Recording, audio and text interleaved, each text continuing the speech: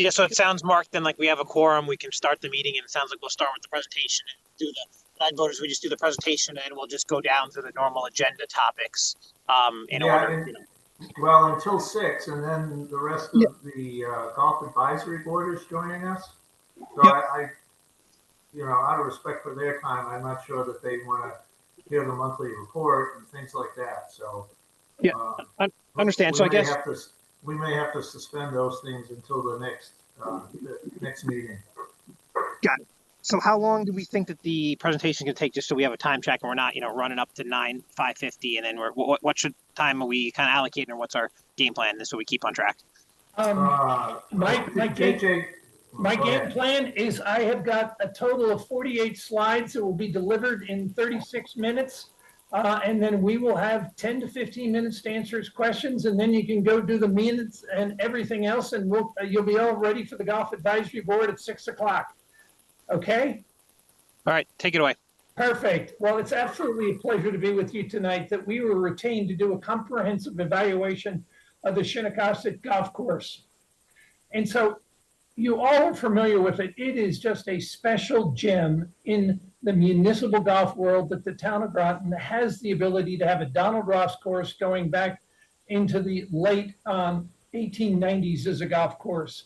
And that tonight, what it comes down to is that you have been shared this PowerPoint presentation in advance, I believe. You have been given a 107-page report. And while there are many operational decisions to be made, tonight's meeting with yourself and with the golf advisory board, it was really coming down to a series of just 4 decisions to take to the town council around January 14th. And it's a hope a consensus can be achieved. My role in this 36 minutes is to present the case on should eliminate resident versus the non-resident distinction. That's a yes or no. Should the primetime green fee go from $55 to $60 or $70? Should the unlimited season pass go from $1,700 to $2,400 or $2,800? And because the season pass will expire at 12/31, and during the pandemic, the season passes you could buy for a 12-month period of time, 2025 is going to be a year of transition. And so to help those whose season passes would expire in June, July, August, May, October, offering them the ability to continue to get discounts at 10, 20, or 30% for paying a nominal fee. Are you supportive of the implementation of a loyalty card program? Well, what we're going to cover is who did the work, why the politically challenged management model in the town, what is the golf course asset as it stands today in terms of its deferred capital and its operating history, what methodology we used, and then I call it roll the dice, shuffle the cards. We did a scenario analysis with 9 different alternatives between various rates, showing you what the net earnings before interest, taxes, and depreciation should be, and then we'll field your questions and answers. I've been very fortunate. I have been to 64 countries. I've played golf in 42 countries. I've seen I played over 2,000 of the world's courses. I've seen over 6,000 of the world's 38,000 golf courses. Mario Andretti had an expression: if you enjoy your job, you need no hobbies. And golf is my hobby. It's a passion. It started at a country club in Philadelphia as a caddy, where I was a caddy and delivered the Philadelphia Evening Bulletin. I had 52 papers every night on the route. On our team, and what that's led me to do, by the way, is that I've written 7 books on the business of golf. And in writing these 7 books, they've been 7,000 copies. They're used by the colleges and the PGM programs as a way of doing strategic planning for the golf course. So we've used the principles within this book and incorporating with the team. Brad Klein has been honored. He has written a book on Donald Ross and his 400 golf courses. He was honored by the American Society of Golf Course Architects. You're very familiar with Tim Garish, who's been retained on your staff for several years to do some bunker work. And we brought in Doug Smith of the ASGCA, American Society of Golf Course Architects. Well, the politically challenged business model is that every town has a challenge. The expectations of the town is they are looking for a balanced budget. management of the golf course is saying we need more resources to be able to fill the golfers' expectations of providing value-based golf in a municipal environment. And the residents, 7 out of 8 who don't play golf, say, wait a second, why are such resources being allocated to perhaps the wealthiest segment of the population when there are so many other needs within the city for bridges and for schools and for other parks?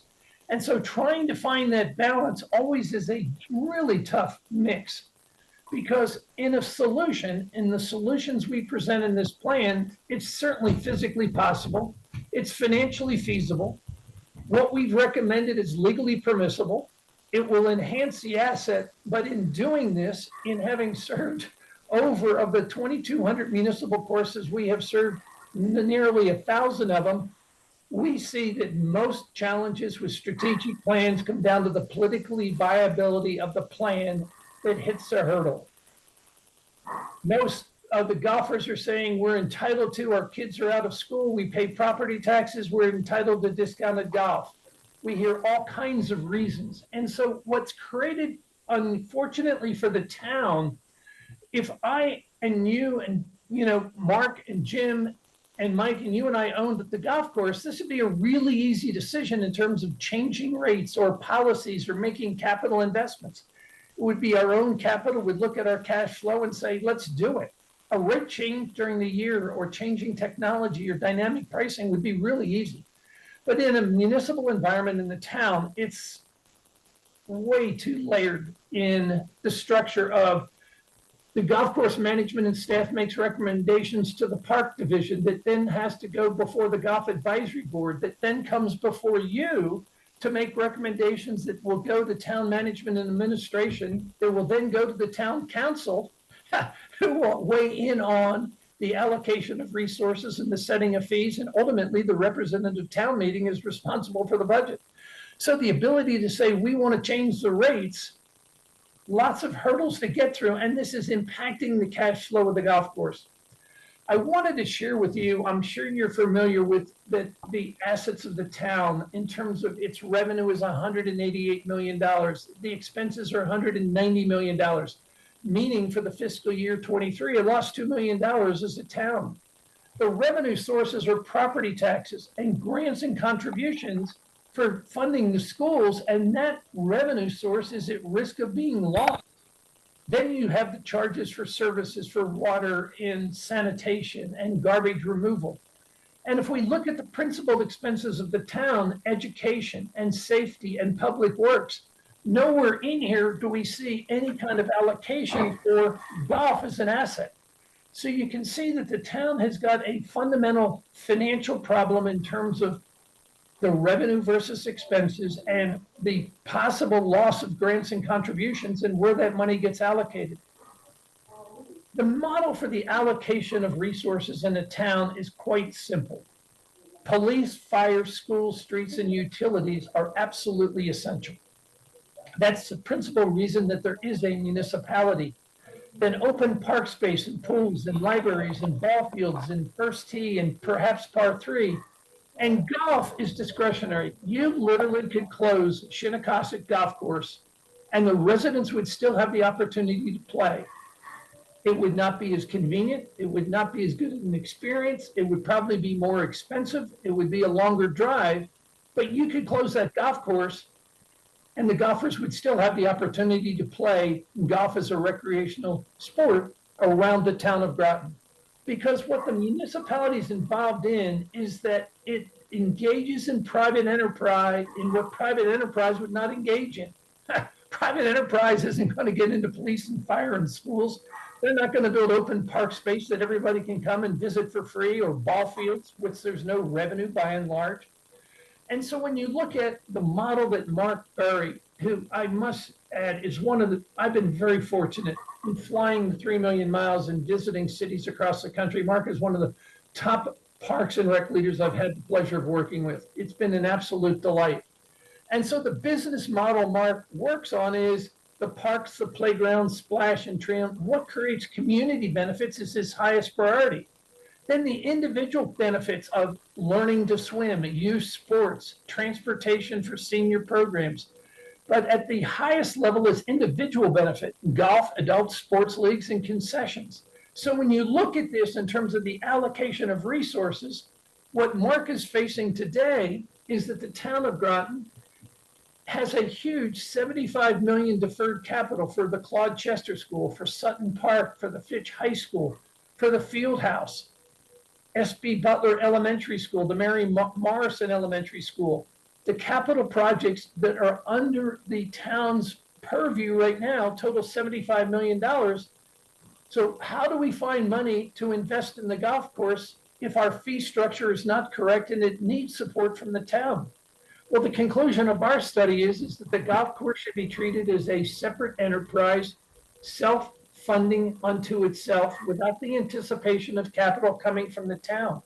The fact that it's gotten capital on a piecemeal basis over the last several years up until the most current fiscal year is resulting in bunkers being done, but we've caught ourselves in a cycle of decline. Thus, the golf course is classified as an individual benefit in Parks and Recreation and should economically stand alone. Over the last 3 fiscal years, revenue has increased, but look at how expenses have grown from 1.1 million to 1.5 million, and that the revenue versus expenses has gone from a $266,000 surplus to only $90,000 in the most current fiscal FY24 ending in June. If we're looking at what we're making on a revenue per round at $43 or our greens fee rounds versus our annual pass rounds, and what are we making on the annual pass? We're only making $31.60 on the annual pass round as against a rack rate of 55%. So we can see that the benefit of the season passes are significantly discounted. Well, what's the current temperature of the golf course and where does it stand? It's very simple.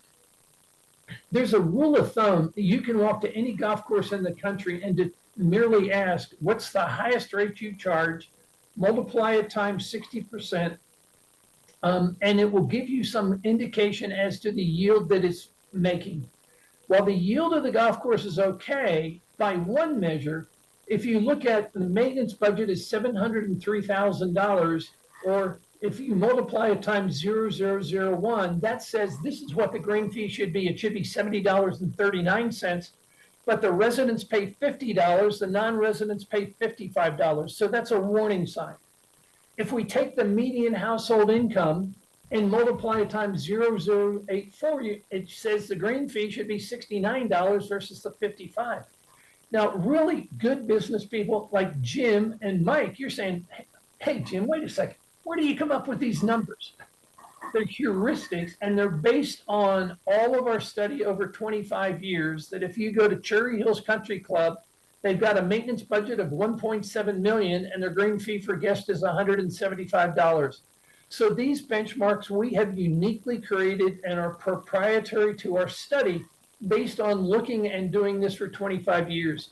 If you take the average green fee in America divided by the median household income, turns out to be at 0.00084. And so we apply these benchmarks. Well, the Shinnecock Golf Course, because it is self-managed with a labor union, the fringe benefits are 54.9%. If a municipal golf course fringe benefits are over 30%, you're going to be financially challenged to be able to fund capital investment. That is why over 30% of the municipal courses in the country are managed by third parties that can pay a fringe benefit in the 25 to 30% range as differentiated to 54.9. And let me be clear, labor unions have a valid place in America in an industrial society. But in a recreational society that sees a great spike in labor during the summertime, where there's overtime incurred at time and a half, where it can't be compensated for time off in the winter, it creates an unnecessary burden just based on the labor scheduling that's required to compensate them. So therefore, because the fringe benefits are high, the total salary expense should be 40% of gross revenue, and it's 57%. And because the fringe benefits are high again, the maintenance expense should be 35% of gross revenue, and it's 50%.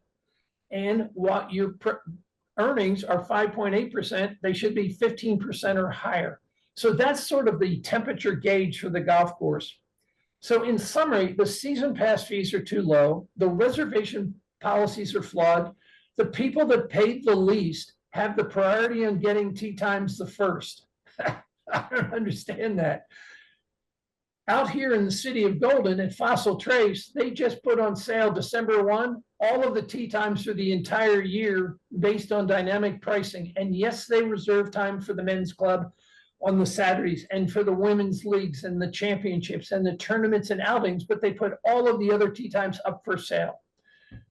The fringe benefits are at 54.9. So the combination of those is there's insufficient revenue with high labor expenses. It's insufficient to fund capital improvements. There's $7 million in deferred capital that if I and Mark and Jim and Mike, you own the golf course, we'll be looking at a $7 million. There's $3 million in an irrigation system that needs to be done. The bunkers have to be redone from scratch. The tees have to be leveled. There's some trees that have to be removed.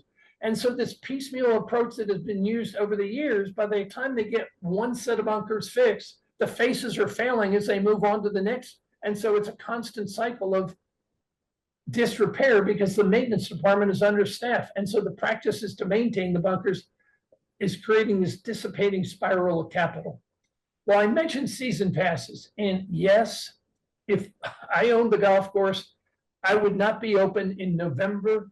I would not be open from Thanksgiving to maybe St. Patty's Day. You might talk me into December and January close, but by being open 360 days a year, based on a definition that's used nationally, a golf playable day is defined between 50 and 90 degrees with less than 2/10 of an inch of rain, with less than 18 miles of wind speed. If we apply that to the golf course in Groton, it's 245, 46 playable days a year as differentiated from you being open all year long. So if I just take, and if I look at this middle number here on $50 as your green fee, and we give every resident a 30% discount, that would suggest the proper fee at a $50 green fee would be $2,150, and the current pass is $1,600. So the pass is underpriced by 34%. If we do the same thing with a walking pass, you can see it's also underpriced in terms of the value. And so this is causing the revenue leak.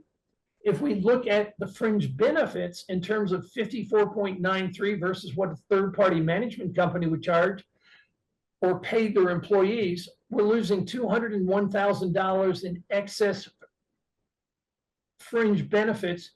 We'd have to pay a management company $100,000, and so we're dissipating $101,000 in taxpayer resources by having the golf course managed internally rather than through a third party.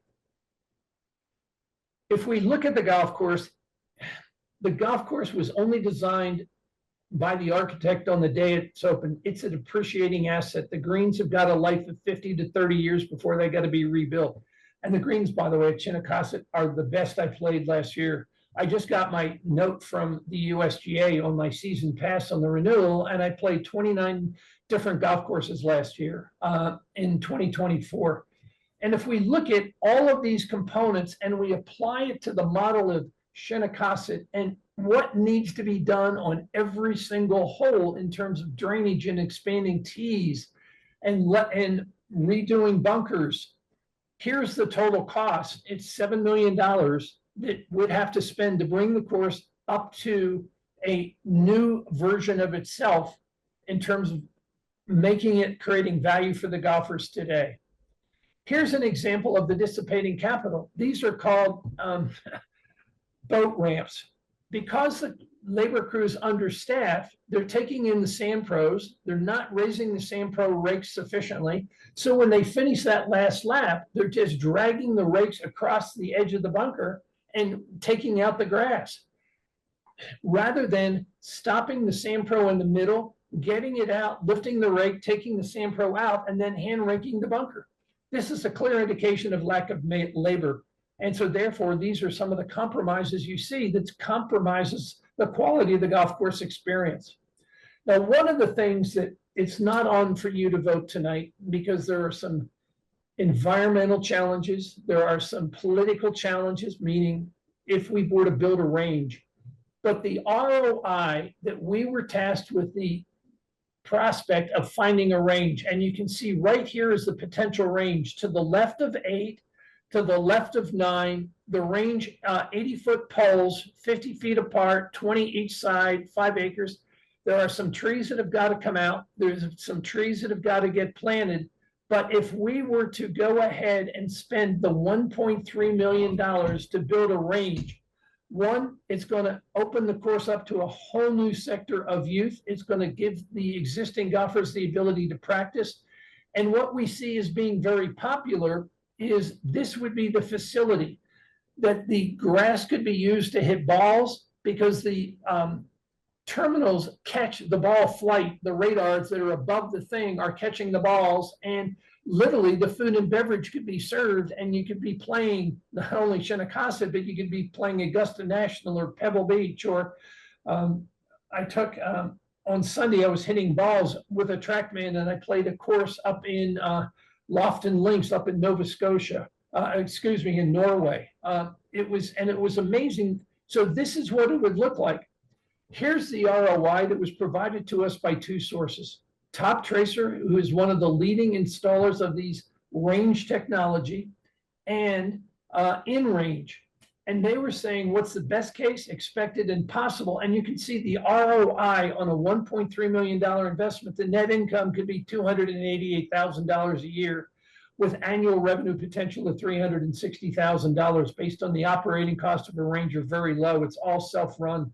And as an alternative that we thought for the 9th hole, having the concessionaire put in a wagon. This one here is in Highland Creek, North Carolina. They actually smoke pizzas in that wood-burning fireplace as a pizza oven, along with the brats and hot dogs. So there's an opportunity to enhance the experience by putting in a food truck to the left of the 9th green, because it's inconvenient to go to the clubhouse.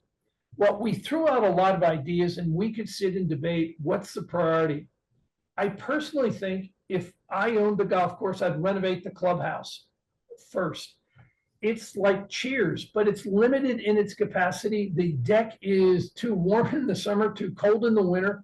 I would then look at the range, the storage building, the carts sit outside all year long. I would look at that building that's adjacent to the clubhouse to see if it could be expanded to house the 60 carts that are necessary. I then would look at the greenside bunkers, the fairway, the tees, the trees, and a short game area, because you already have a short game area. Well, not great. It's available. So the methodology we used is we looked at the demographics, the age, the income, the ethnicity, supply versus demand. You saw we looked at the weather. We evaluated your technology and are recommending changing the technology to a mobile app.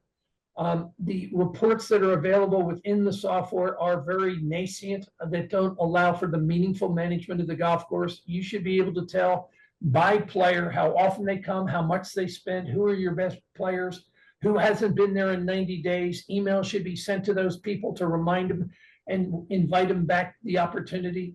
You saw we looked at the metrics, the facilities, through the 3 architects. In 41 degrees, I played the golf course and I loved it, notwithstanding it was cold. And we conducted a survey of customers, and I'm going to share the results. So in essence, your demand exceeds the supply. You've got 242 weather days. Your technology is a legacy software product that's poorly used. There's no significant allocation of capital from the town council for investment. Additional staff's required for maintenance. The course is operated as a private club. When Margaret and I started looking at who was playing in the weekends on June, July, and August, we saw the same people playing from 7:30 to 9 o'clock on a consistent basis. The report highlights why, in terms of how times are getting blocked and getting released by being booked by the pro shop staff. There's the operational issue there that needs to be addressed. Finally, this is underwriting the leisure for the most affluent citizens. So here's roll the dice. We did a survey, and here's the concentration of the regional heat map of the zip code respondents. In looking at that, 86% were male versus 73% in the country. The average age was 54, and the median household income, we had over 900 responses. The marketing director, Clayton Potter, I said to him, my goal was 1,000, and he chuckled and he said, the best we've ever done on a survey of the town is over 600 for an issue on water. And we got to 900, over 900 responses. And so it's a statistically valid at 95% with a 5% margin of error in terms of the income level, the number of rounds played per year, and the number of different courses that individuals play. So the Reichheld, the old Harvard University test for enterprise car rental, we applied and said, would you recommend this course to your family and friends? 80% gave Shinnecock a great rating. And you can see how Meadowbrook came in second and Lake of Isles came in third. What was interesting in asking the question of value, and this, I love doing these surveys because the customers get it right. The best value by a wide margin is Shinnecock, but look at Lake Isles, which is a $150 green fee. It's at the bottom. Pequot is the second most inexpensive golf course in the area and finished second along with Elm Ridge. What issue, if addressed, would enhance your experience? The tee time availability. That was consistent, and that's a flaw in the reservation policies.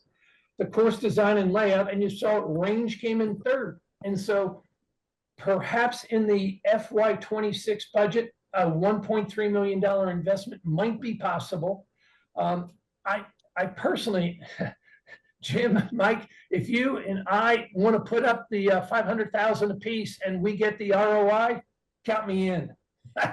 I'll put up the money to help build that range if we don't have to deal with the environmental issues and the political issues. And town council just says, go do it. Because the ROI on it's going to be great, and it would be a great community asset going forward with respect to the range. The food and beverage is really good.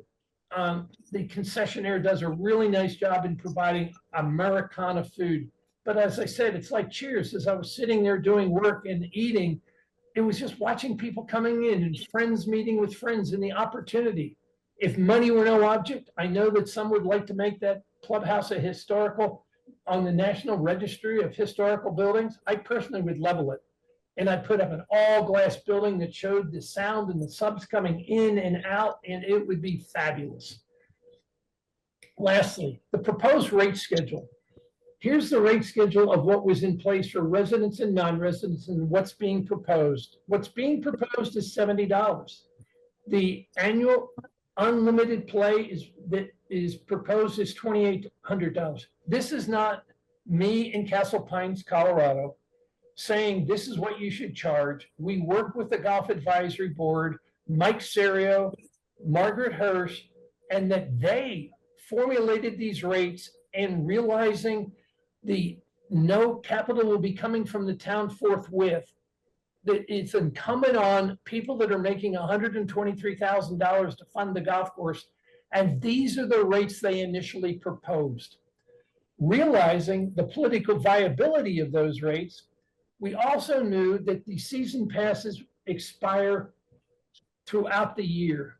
30% of them, while they're in March and April, a lot of them are in June and July. And so the thought was putting in a loyalty program that if you paid $49, you get 10% off. And when I was talking to people on the park board, on the town council, they were responsive to the idea of those that don't have a lot of money that are local to the area being able to get a discount for $49 and getting 10% off on the round at the rate. And if for those that play a lot in May or June would only pay $599 versus $2,400 or $2,800 and be able to get 30% off, which is the discount. And so this would be a very smooth model to get the season passes all expiring on 12/31, which would be advantageous to be able to set rate changes on one day, one time for the next year. And this program would help facilitate that.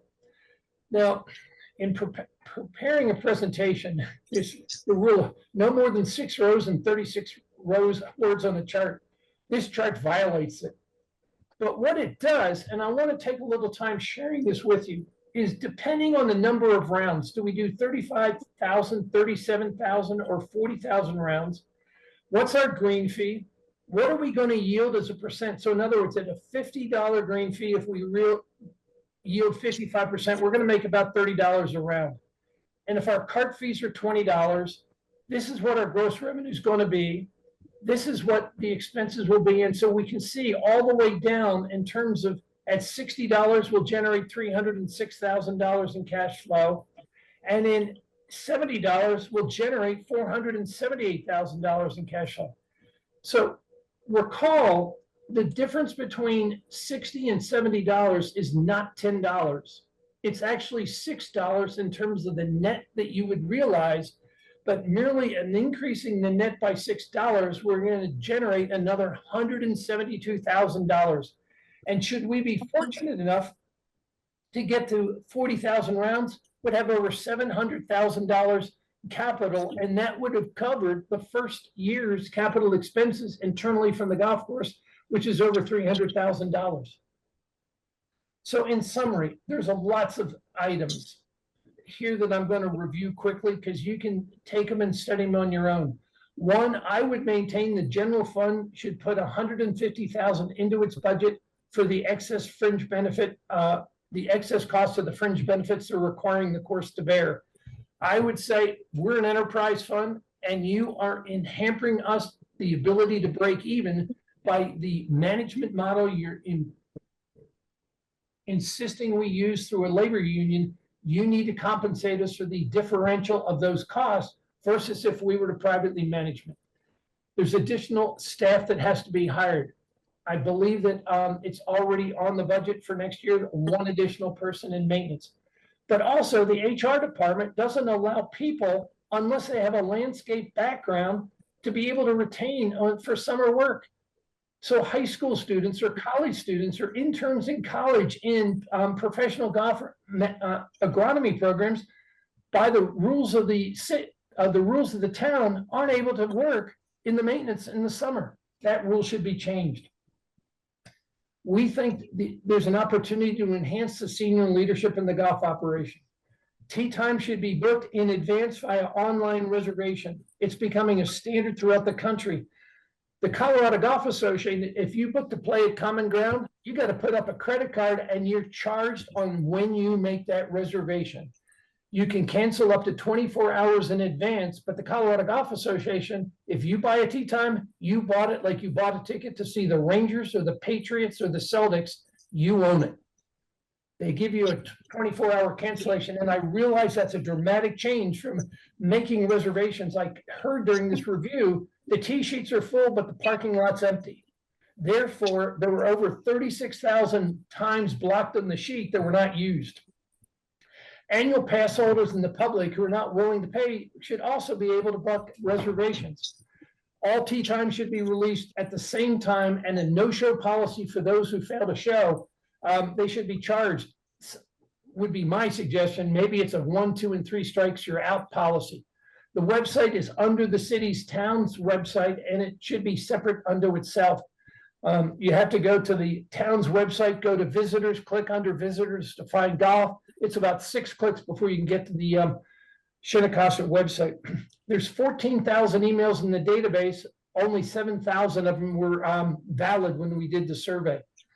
All golfers, no one can tell me how many rounds are actually played at the golf course. The season pass holders merely go to the first tee and tee off. To the extent the shop sees them, they make a note. They manually tabulate it on a report. They run a Z report of the cash, and then they manually take that report. The superintendent then runs it over to Fort Hill every day versus having this all integrated on an electronic basis. Tournaments are able to play at a discount, yet they require more work and should be charged at a premium. The merchandise policies are just not effective. Location sheets. You used to be able to say, no, you used to have colored flag sticks showing where the pin was in the front, middle, or back. There's a pinnable location card that could be printed that I showed. Allocate funds from the building department for the renovation of the clubhouse apart from the golf course. In talking with people on the town council, they said that funds in the building department could be used for renovation of the clubhouse. And lastly, allocate funds for insulating the cart barn. So in summary, in that the town will not be providing funding in any material way, there is no logical basis to provide residents a discount off of the property taxes they paid or the other fees and services they paid. Therefore, the distinction between residents and non-residents should be eliminated, was the recommendation of the Golf Advisory Committee. The green fee rates were 55. If we're going to be self-sustaining, should they go to 60 or 70? They recommended 70. Should unlimited season passes go to 2,400 or 2,800 from that $1,700 level? And should a loyalty card be implemented? They're the decisions you're going to visit with the Golf Advisory Board on tonight. And I'm looking forward to answer the questions you might have right now. I went over by 4 minutes. I have 3 questions for you from the report. Yes. Can you hear me? And Mike, if you could speak up a little louder, closer to your mic, I barely can hear you. Yeah, hang on. I think I can. Yeah. Is that better? Yeah, Awesome. that's better, Mike. Yeah. Perfect. So, hey, I had 3 questions from the report. There was some sections in there. I think it was page, just for reference, anyone following along, just so that, you know, if they want to know, there was, I think it was, they're page 26-ish. There's a bunch of like recommendations 1 to 17. In number 15, you talk about cards, you know, in the carts. Do those cards need to be updated every time the pin is changed? Or are they like generic cards that you put in one time? They're generic cards that are put in one time. What they show is that the green is divided into 4 sections. And if you send me my emails, jjkeegan@jjkeegan.com, I'll send you a picture of the card. Okay, thanks. Number 17, you talked about, like, you know, redoing the clubhouse. And I think you might have just mentioned this presentation. I had it in my notes. What is the cost, you know? So I understand, you know, you said, hey, there's a historic value versus, like, you know, just a total rebuild. What is the number to do what you would recommend for the clubhouse? What I would do, or what's financially realistic. Let me share with you. Minneapolis Park District built a clubhouse for $1.6 million. It was in the report in that section. The city of Arlington spent $14 million for a clubhouse. Fort Worth spent $7 million for a clubhouse. I'm not an building architect, but having been in enough clubhouses, I think the number to, because there's asbestos in that building, you've got a challenge.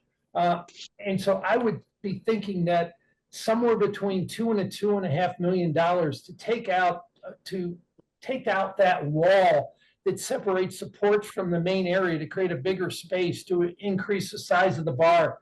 To the south side, there's a lot of area that was under construction that I thought could be cleared out and reconstructed. And then I'd be putting in windows to take the fabulous views that are there. And with the concessionaire, I mean, that could become the local restaurant of choice for people that are non-golfers to come just based on the views and vistas.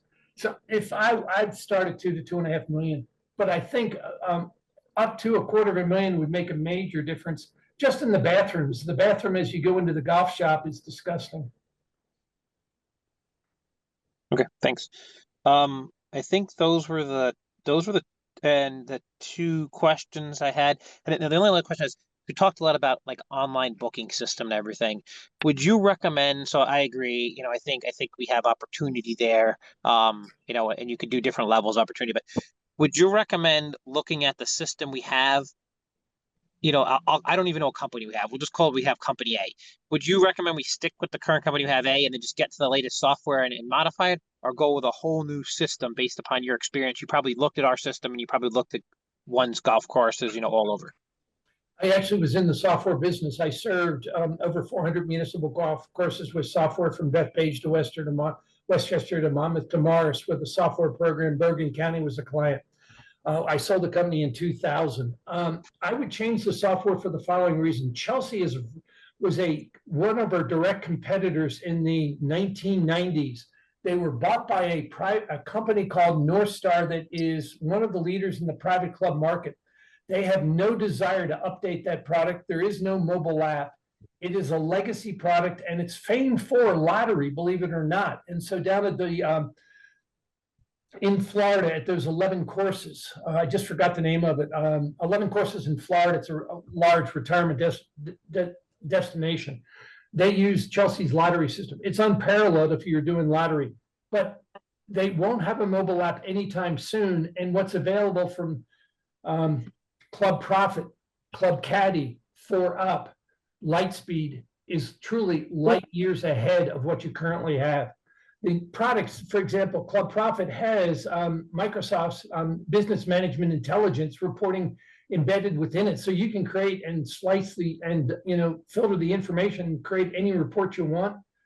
What you have is highly restricted. I can't even tell you in the last 90 days critical information in terms of reservations and who played. I wasn't even able to log into your software. I could only get in through the administrative back door, and what I saw was archaic. Got it. And then to implement a new system, you listed a couple, but let's just say the town down selected, picked one of them. Is that ballpark number 100K, a million? Like, what is a new system implementation usually run a course? 15,000 a year. And is there like a one-time configuration startup fee, or like that's just included in you sign a contract to, use it for 3 years and the 15K a year is in that? You got it. Okay. I don't have any questions, but I'm sure other commissioners do, so I'm going to open up the floor. JJ, it's Jim. Couple questions. Did you estimate in your fee impact of raising the fees how many lost rounds there would be? Yes, we did. Okay, so that's in that chart? Yeah. Where it comes in, Jim, in terms of you're currently at 37,500, and I'm trying to find the chart. Yeah, there it is. Here, right there. yeah, right here. And so therefore, here's in terms of you can make an estimate of where you're at 37,500. If we raise the rates and we only and we lose 2,500 rounds, you can see the impact on our cash flow goes to 131,000. You're currently at 90,000. So you'd still be about $40,000 ahead if you lost 2,500 and you only increased it to $60. Does that make sense? Okay, so yeah, so raising it to the 60 and the 70, how many rounds do we lose off the 30? How many rounds do we currently have? You're currently 37,500. All right, so where's the reduced? Right on the row right above it. Whoops. Oh, okay. All right. So that's what? That's 5% basically is what you're assuming? Yes, based on the demand exceeds supply by such a wide margin. Okay, so it's about, yeah, all right, somewhere around in single digit. Okay. So kind of single digit loss.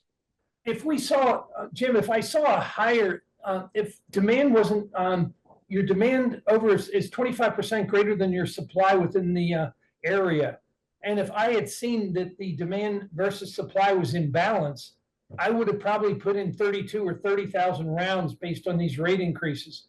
But based on what I saw in demand versus supply that's in the report, in probably pages 40 to 50 is where I cover that, is why I just made an estimate that I think because demand's so strong, I think you could lose, 2,500 rounds. Okay, and I'm sure the population of the season holders, the impact will be different than the greens fees revenue, because with a season pass holder, I don't think we're going to lose a lot, because so many of them are just play all the time and they have a lot invested in the course. That's part of their life. But I would think the bigger impact would be on the greens fees. So I wonder. You can see right here in terms of the revenue per round, here's the number of rounds that are played by green fee players versus the annual pass. See it right here? Yeah. Yeah, I'm listening. 21 and 15, right? Is that the only box there, huh? Yeah, okay.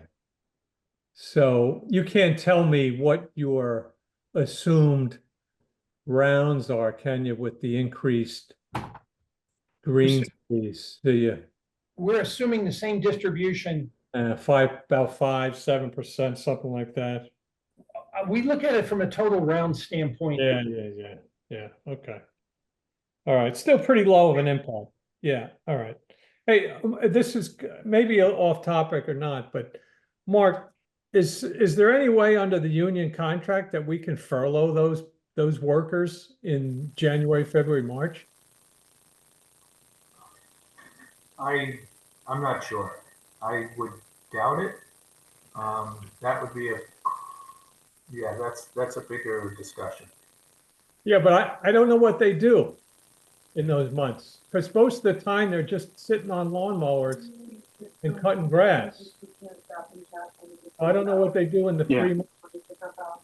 Yeah, there's Yeah. quite a bit of work that they're doing. In the building, they're prepping. Jim, I can send you the whole list of things that they're doing.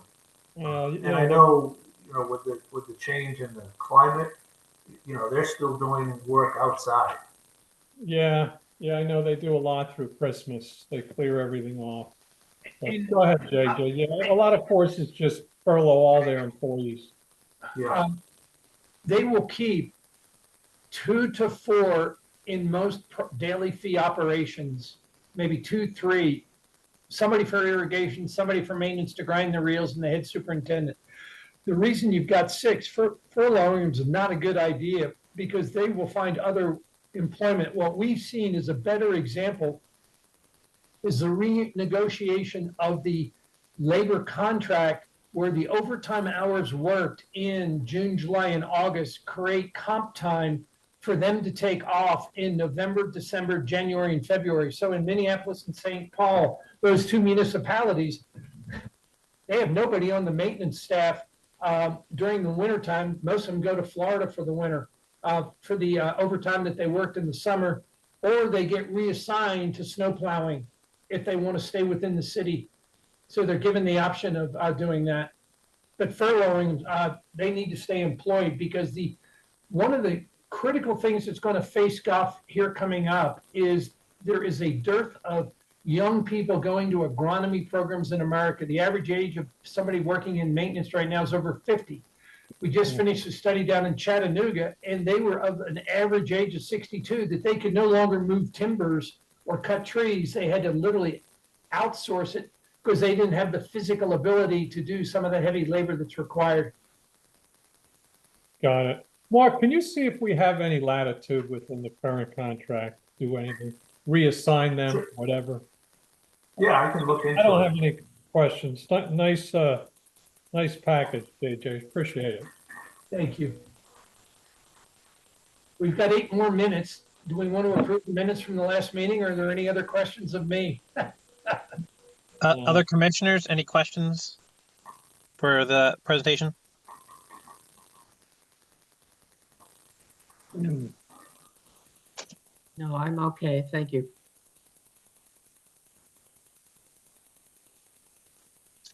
All right. All right. So thanks. Do you stay on then for the next meeting, or are you dropping off just so we're all grounded? I will do what serves your interest. The anticipation is that the golf advisory board would come in and you would all go back and forth and try to come up with a rate schedule for 2025. But Mike, I'll do whatever you deem appropriate, but I think it was meant to be a conversation between the 2 committees in this special meeting. I'm okay, Mark. I was just asking if we were proceeding just as a commission or if he was staying on. That's where my question was going. I don't have a vote either way, Mark. I'll leave it up to you so that you can kind of decide, and we'll go to the next steps. Okay. Well, it was not intended that JJ would stay on. Okay, I do that's fine. see somebody who's an attendee that has their hand up. I'm not sure. We can allow them to ask their question, and perhaps if it's directed towards JJ, he's got a couple more minutes that we could perhaps answer that question.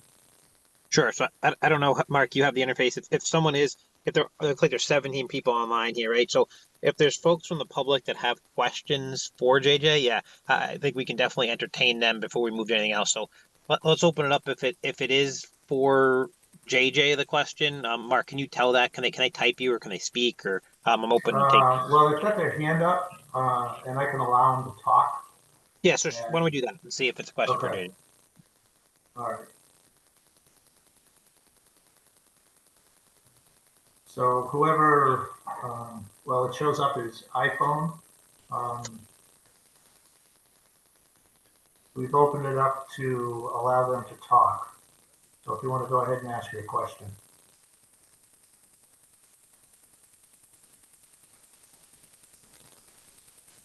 I think Brad, you can go ahead. Unmute yourself first, though.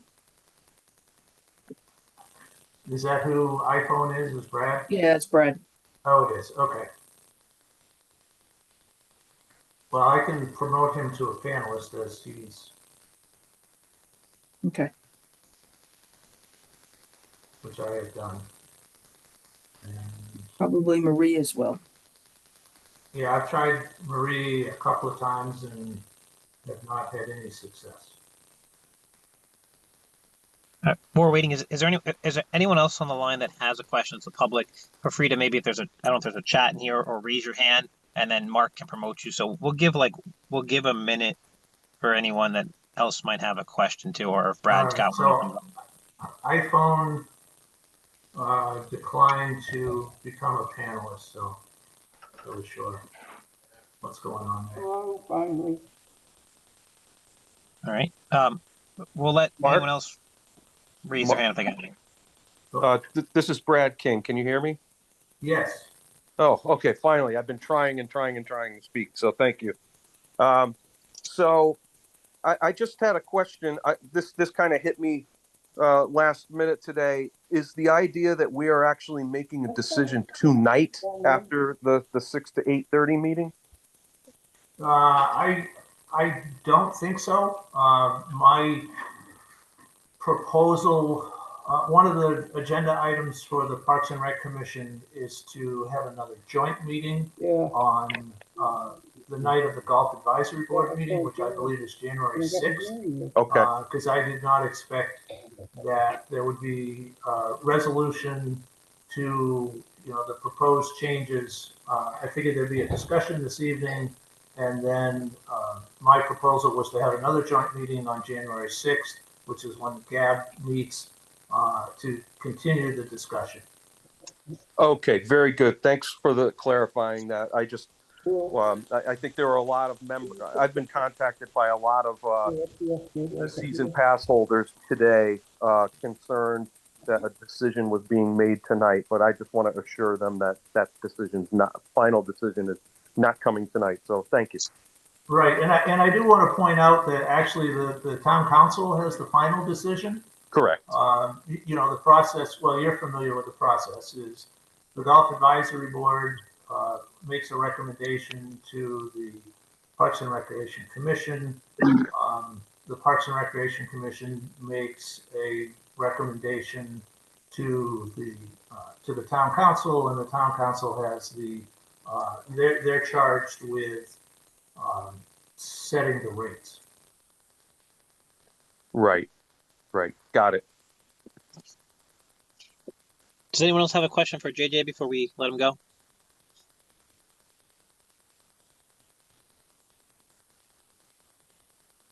All right. Thanks, JJ. Appreciate the presentation. Thank you so much. Oh, it looks like Mike Serio has a question. Yeah. Can you stay on for just a minute? Sure, my pleasure. Yeah. How's good evening to everybody. So like Brad, I've been I've had a couple conversations with a couple members, phone calls and so on, and a bunch of texts. The growing concern is about, of course, the rate change. I think one of the things, I was talking to Margaret about this before the call, actually, and I just want to make this point that I think what's really important that we do, right, before we make the change, if in fact we go forward with a change, is a couple things have to be explained to those that are members, right? Now, whether it's in a Zoom call or in person at the club, but and I think what's most important is what we talked about on the previous call, which is the vision and mission for the golf course. so people can gain an understanding of, okay, once the golf course is self-sustaining and generating their own revenue slash capital for the improvements and sustainment of the golf course for the long term, what does that look like in, I'm just going to use the window of 5 years, 10 years? What does the golf course look like? The clubhouse, what does the facility look like? I think this is real important that people gain an understanding of that, so they see what it will look like and what it will be in the future. Because then I think the rate changes, right? And and also, before I even say that, also, why are we having to go forward with rate changes, right? That I think that has to be explained, and not to put Mark on the spot in any way, but I think that has to come from someone like Mark, who's in the decision-making role, to provide that type of vision and mission, as well as the why do we need to have this rate change so the golf course can be self-sustaining. Yeah, you know what? Let me take a shot at that. This is Jim. You know what? I think that. Hang on, guys, time out. Guys. Before we go into the golf course discussion, I want to make sure if we have questions for JJ, we let him go, because I think before we jump into the golf course thing, we need to approve our minutes from last time, and then we need to make sure that we had set our meetings before we jump into the next topic. So I want to figure out this question for JJ, then we could jump into the rate discussion and all that stuff. Sure. So let me answer Mike's, who's just a fabulous person. I really enjoyed, Mike, the time we spent together.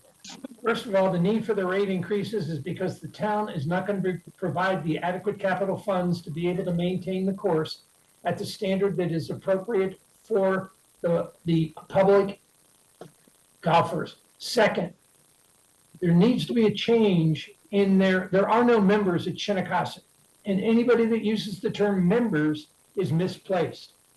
Your annual pass holders, and with that feeling of membership comes a feeling of entitlement. And in my 25 years, I have yet to hear anybody come forward and say, I'm not paying enough, I should pay more. And that the feedback that you and Margaret are getting are from the people that are well-to-do, that are looking to have their recreational leisure subsidized by the town and by others. And so if I sound fairly firm in my opinion here, it's only because I've heard this argument at every single municipality that we've served across the country. There are no members, annual pass holders, your demand exceeds supply. If I owned a golf course, I'd have no annual members. I'd get rid of the entire pass program. I'd put in a $70 fee, and I'd have unlimited demand, and I'd put every tee time up for sale January 1, somewhere between $70 and $100, and I am sure that I'd have a significant increase in revenue. So I think it's important we understand there are no members, and until that terminology is dropped, there will be a culture of entitlement and anecdotal comments as to why low fees are justified.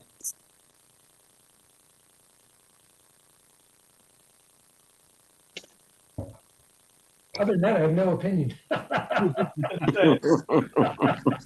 I've got a question for JJ if possible. Hey, JJ, ex-president for the Shenny Men's Club, understand your point about annual passes in your survey, I think was much appreciated by many of the members.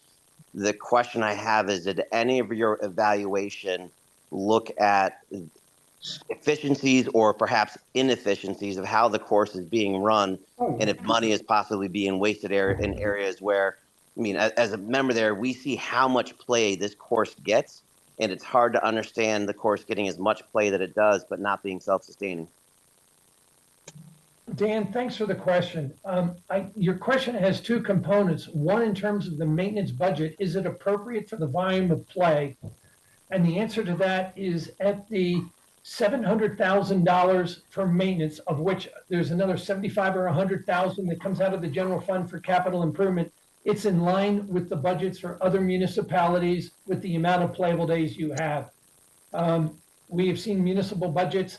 The average municipal budget's around $600,000, but where you're at, you are in a statistical range. Now, with respect to the booking and the efficiency of demand supply, giving the people that pay the least amount of money, they're effectively $31 a round, priority over booking the prime tea times is illogical to me.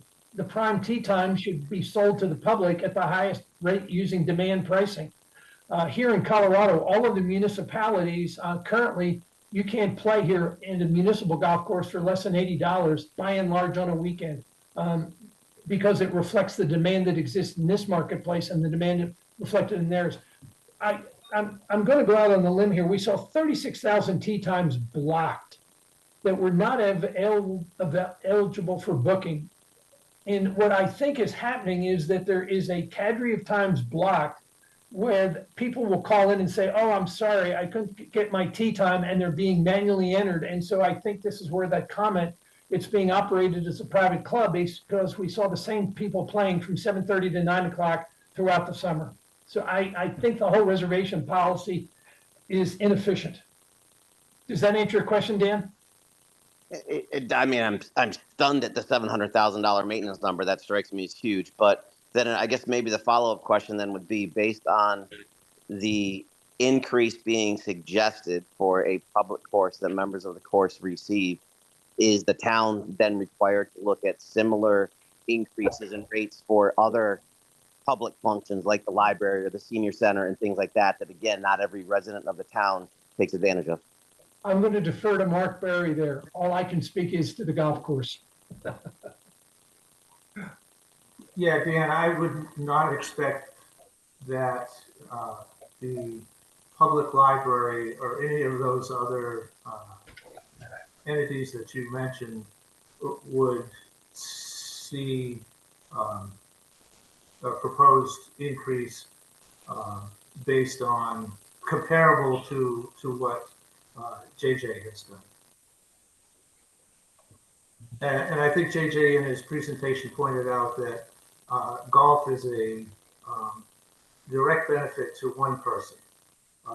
The public library is a direct benefit to the entire community.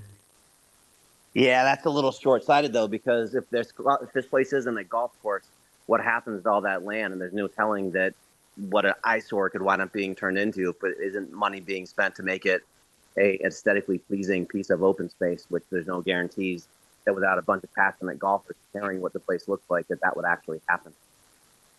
Well, I don't think JJ's proposal is based on trying to close the course.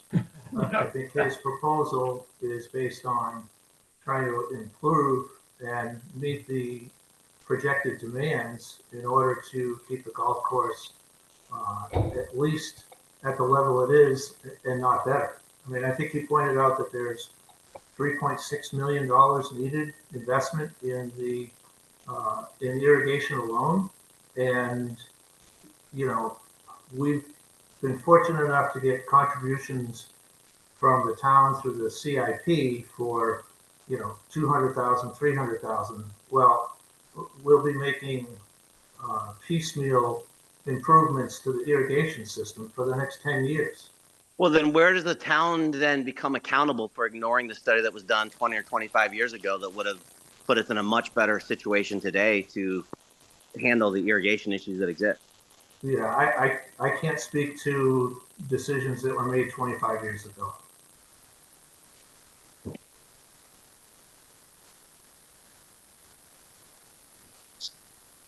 Other questions for JJ from anyone on the line?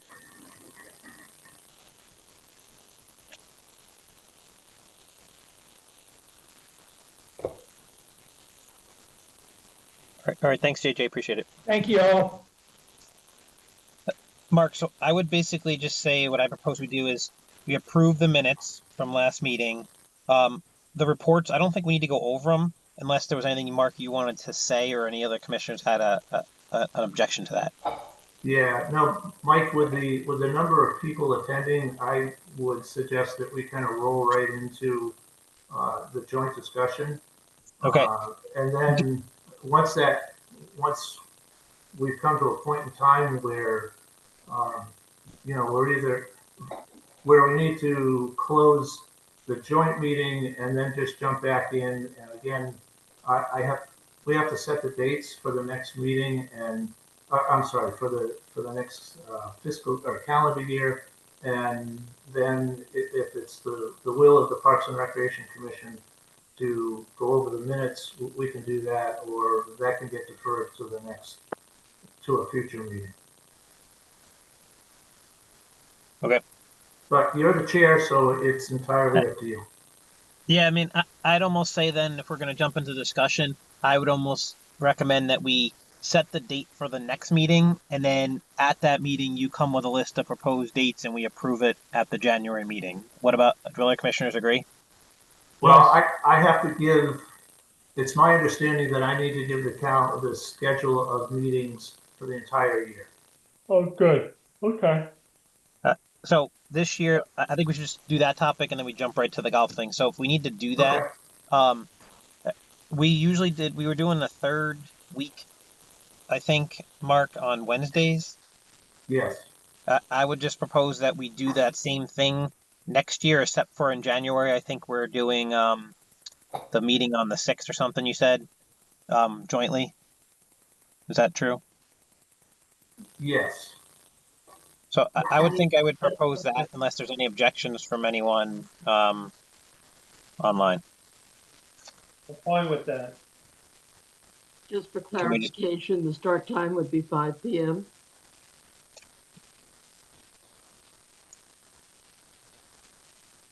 I'm okay with that if others are. Right. And Mike, it's actually the fourth Wednesday, not the third. Mark, Yes. Mark, this is Brad. Margaret's texting me. She's trying to speak. Oh, I don't even see her on the list. I thought I had. I think she called in late. Muted, was muted.